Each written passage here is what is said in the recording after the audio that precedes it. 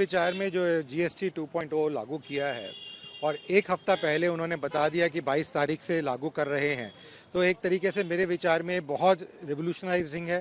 पहली बात तो 4 टैक्स रिजीम से 2 टैक्स रिजीम पे लाया गया। काफ़ी एसेंशियल आइटम्स को 0 टैक्स में कर दिया गया या 5% पे टैक्स पे लिया, जैसे कि हेल्थ केयर की आइटम्स हैं, क्रिटिकल मेडिसिन हैं, लाइफ इंश्योरेंस पॉलिसीज़ हैं।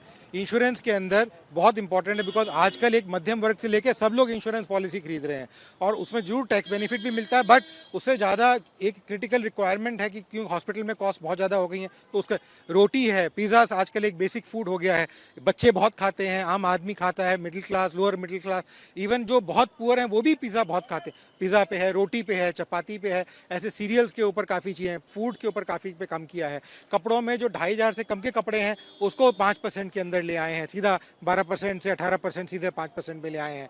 ठीक है जी। इसी तरीके से जो है जो कंज्यूमर आइटम्स जैसे फ्रिज हो गया, टेलीविज़न हो गया, 32 इंच से बड़ा टेलीविज़न हो गया या डिश वॉशर हो गया, इस टाइप के आइटम्स के ऊपर भी उन्होंने कम करके एकदम 10% का ब्रीफ एकदम से मिलता है उसके अंदर। आप सोचिए कि 10 लाख का कोई टीवी खरीदा तो 1 लाख का बेनिफिट, 50,000 का टेलीविज़न खरीदा 5,000 का बेनिफिट हो गया उसके टैक्स में। तो इस तरीके से, और इससे जीडीपी में ग्रोथ बढ़ेगी बिकॉज लोग अब सोचेंगे कि हम बड़ा खरीदें, चीज़ें खरीदें। इतने का तो बजट बना ही रखा था हमने, बिकॉज हर एक जना बजट के हिसाब से चलता है, बजट कॉन्शियस हर एक इंसान है। मैंने इतना ही खर्च कर सकता हूँ मैं, अब इसमें ज़्यादा मैं खर्च कर सकता हूँ तो खरीदूंगा मैं। देखिए जो एमएसएमई सेक्टर है उसके सामान ज़्यादा बिकेगा बिकॉज ये जो कम रेट के जो आते हैं 5% या नील वाले हैं उनमें ज़्यादातर आइटम एमएसएमई वाली हैं। जैसे टेक्सटाइल में देखें, जो एमएसएमई बना रहे हैं वो बहुत हाई एंड पे नहीं जा रही हैं प्राइसिंग उसकी, तो एक तरीके से उसमें बेनिफिट मिल जाएगा। पर यहाँ पे एक डिसबेनिफिट भी टेक्सटाइल में हुआ है कि जो 2,500 से ऊपर है, पहले उनके ऊपर 12% था, वो सीधा 18% में चले गए हैं। तो आप कोई भी चीज़ 2,500 से ऊपर है टेक्सटाइल्स में वो उस महंगी हो जाएगी। तो एक मिक्स है, बट मेरे विचार में ना इसमें सबसे ज़्यादा फ़ायदा, बिकॉज अब अगले 4 महीने कोई रिलीजन हो आपका, सबके त्यौहार आ रहे हैं, शादियां हो रही हैं अगले 3-4 महीने में, तो अब उसमें खरीदारी करनी पड़ती है, खर्चे करने पड़ते हैं, बजट होते हैं, कॉन्स्टेंट्स होते हैं, माँ बाप के ऊपर बड़ा प्रेशर रहता है, बच्चों के ऊपर भी प्रेशर रहता है क्या करें क्या ना, तो वहाँ पे एक बहुत बड़ा रिलीफ मिलेगा, इकोनॉमी को भी ग्रोथ मिलेगी और रिलीफ भी मिलेगा। देखिए जी, इन्फ्लेशन इस समय ऑलरेडी कंट्रोल्ड है, करीबन 2%, 1.9%, 1.6% भी जा चुका है। तो मेरे विचार में इन्फ्लेशन आज के समय में चिंता की जनक वाली बात नहीं है।